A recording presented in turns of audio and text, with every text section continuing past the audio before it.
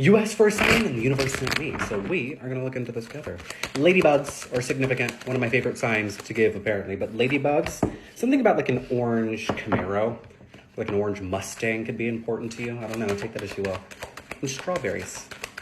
Strawberries, could even be like a fragrance that has strawberry notes in it, like strawberry shortcake or something, but they'll all confirm this. But what I'm gonna do for this reading, and I know, hear me out, so peckish, is I'm gonna hold up each card and I'm gonna name them off so that if you want to copy and paste them into Astra's amazing little tarot card interpreter feature, you can, because then that gives you the option to expand. It gives you more room to understand what's going on based on your natal chart. So go check out Astra.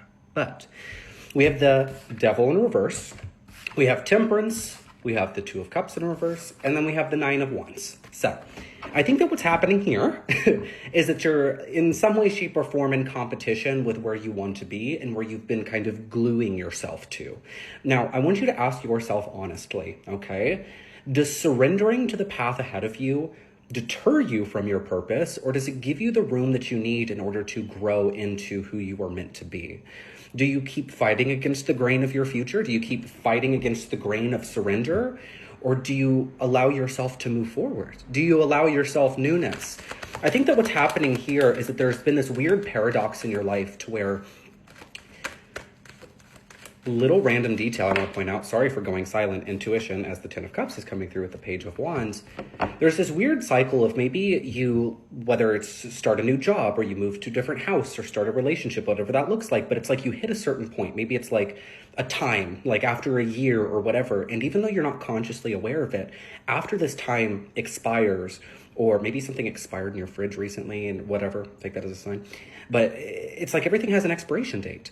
Everything that you create, you believe in, you invest in, it expires. And once it does, you move to a different house. You quit a job, find a new one. You leave that relationship because it no longer fits and you start something different. What if the Temperance here isn't dangerous? What if surrender isn't your entire life being uprooted and things being shifted horribly? What if surrender is just settling into what it is that you've constructed? I can tell with the Nine of Wands in reverse and the Two of Cups, Nine of Wands upright with the Two of Cups in reverse, that I'm going to channel this, Aphrodite's coming through.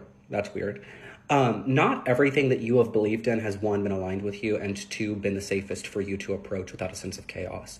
And I think that you spend so much time stuck in the mindset that that's how everything in this world operates, that you don't let yourself truly come to realize that once a chaos passes, a calm always follows. Because yes, there is a calm before the storm, but there's also a calm after the storm.